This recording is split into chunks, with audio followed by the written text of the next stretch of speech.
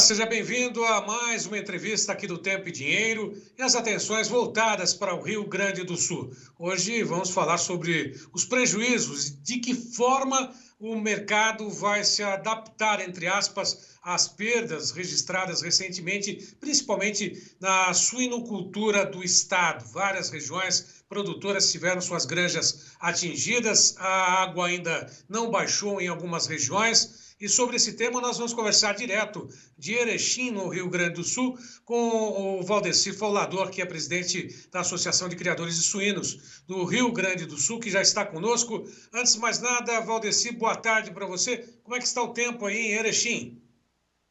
Boa tarde, Braga. Boa tarde a todos que nos acompanham. É um prazer estar falando contigo aí e o teu público aí que acompanha o Tempo e Dinheiro.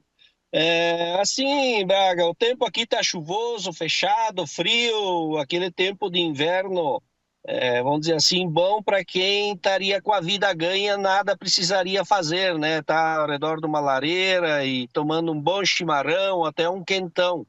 Mas não é o nosso caso, né? Que nós precisamos continuar trabalhando para ganhar a vida.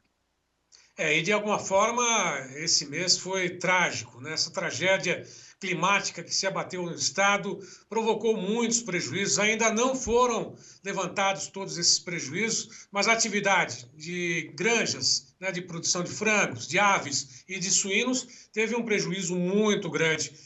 Como é que está o ânimo? Aliás, falar de ânimo é uma palavra um pouco, né, inoportuna nesse momento, mas como é que está a expectativa para poder se manter na atividade de muitos produtores de suínos aí no estado e, lógico, a recuperação desses prejuízos? Isso já está sendo colocado na ponta do lápis, pelo menos fazendo uma projeção. Como é que está a situação por aí nesse momento, Valdeci?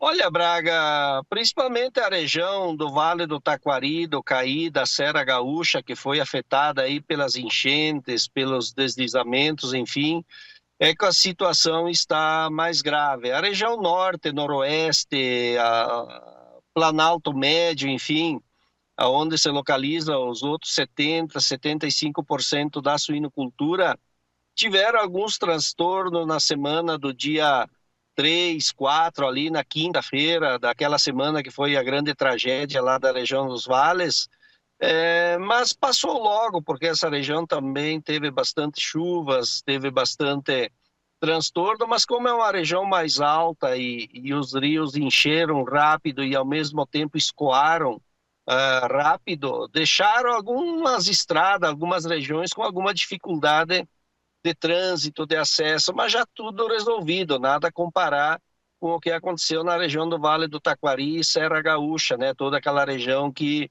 foi muito afetada aí pelas chuvas.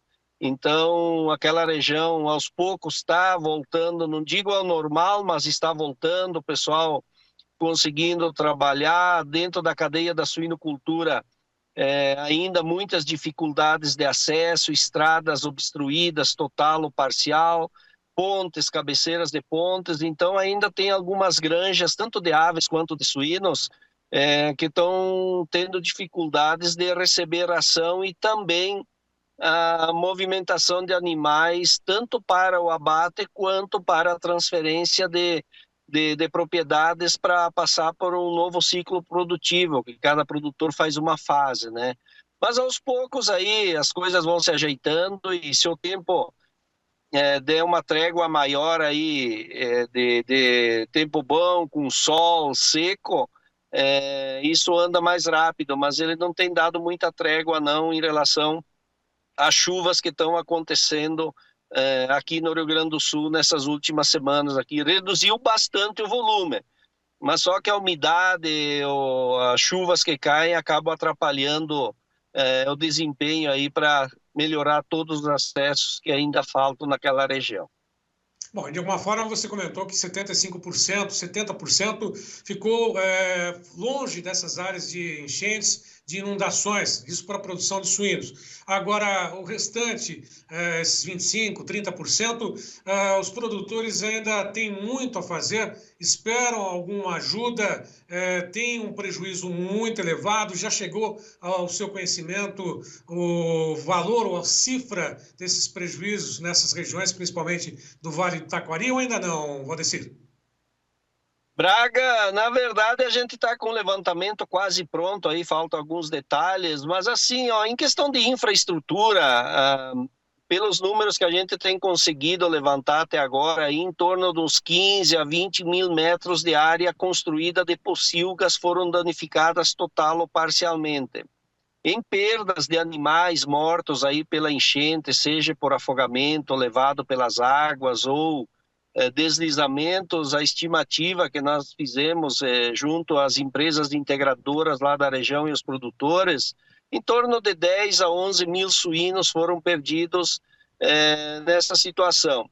Então, se nós somar aí a metragem de instalações danificadas total ou parcial e multiplicarmos por um valor hoje médio para fazer 1 metro quadrado de pocilga, nós estamos falando aí de um dano de quase 20 milhões de reais em infraestrutura naqueles produtores que foram atingidos. Não são um grande número de produtores, em torno de 10 a 15 propriedades que assim tiveram essa destruição parcial ou total da questão da infraestrutura. E dos animais, o valor ele fica mais com a integradora, pelo fato de que os animais são da integradora, então o produtor tem a perda da sua rentabilidade, da sua remuneração naquele lote. Então, isso aí fica mais difícil de estimar o valor, mas é bastante complicado aí para o produtor que tinha a sua produção, a sua receita em cima disso e agora vai ter dificuldades em tê-la.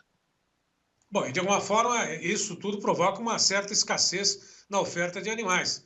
Essa escassez já se resume em, pelo menos, aumento ou uma valorização do suíno por aí no estado, assim como o país todo?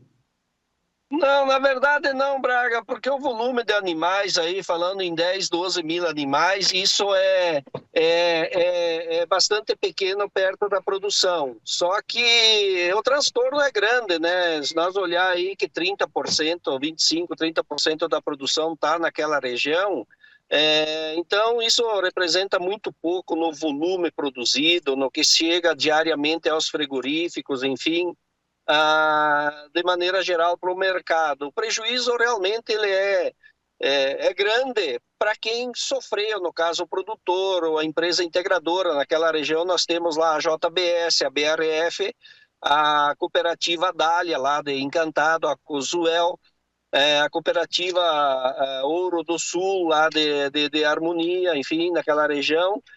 Mas esses não tiveram assim grandes danos. Então, no caso dos suínos, quem perde é a integradora, mas o produtor acaba perdendo a remuneração que ele iria receber por cada animal desse que acabou morto na enchente, né? Então, e mais os animais que foram atingidos nas granjas e que não foram mortos, enfim, que passaram frio, passaram fome pela dificuldade da chegada de ração e tal, também tem prejuízos. É meio difícil de calcular qual é o tamanho desse prejuízo, mas todo mundo sai prejudicado, seja a integradora por ser a dona do plantel, seja o produtor pela remuneração que ele deixou de ganhar daqueles suínos que foram mortos, ou seja, por aqueles suínos que sobraram e tiveram problemas com água, com falta de comida, enfim. Então, o prejuízo ele é bastante para todo mundo, infelizmente. Mas assim, a nível de mercado não atinge em nada, porque a suinocultura é grande no seu tamanho e o volume atingido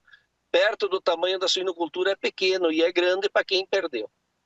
Sem dúvida. Bom, só para poder finalizar, te agradecer, eu sei que você tem compromisso, pegar a estrada ainda, estrada com dia de chuva. Independentes, produtores independentes, são alguns poucos na região ou praticamente a maior parte é de integrados? Naquela região lá tem alguma coisa de produtor independente, mas assim eu não tenho conhecimento que nenhum deles tenha tido problema, mas pegou realmente a parte do pessoal da integração, pocilgas de terminação, pocilgas que fazem só a fase de creche e também pocilgas que tem uma ou duas pocilgas que tem matrizes. Então mais o pessoal ligado à integração lá da JBS, BRF e da cooperativa Cuzué lá de Encantado, que foi mais atingido. Tá certo. Recado final para os produtores que nos acompanham, principalmente aí do estado do Rio Grande do Sul. Olha, Braga, eu diria para os produtores aí que foram atingidos, que eu sei que é difícil falar isso, e falar com a boca é fácil, mas fazer é complicado, é levantar a cabeça e aos poucos tentar ir botando em ordem aquilo que a água, a chuva danificou, estragou a propriedade, porque não foi só a suinocultura da propriedade, as propriedades são todas pequenas, e o produtor, dentro da atividade da sua propriedade, além da suinocultura, tinha lá outras atividades, a produção de milho, de soja ou qualquer outro tipo de produção agrícola, e o solo também foi praticamente todo devastado, todo levado. Então, mas não adianta, a gente tem que chorar para passar o momento, é do ser humano, isso a parte emotiva, mas depois disso é levantar a cabeça e seguir aos poucos aí, e nós, quanto entidade, estamos acompanhando aí as medidas do governo federal aí de prorrogação das dívidas que venciam do dia 1º do 5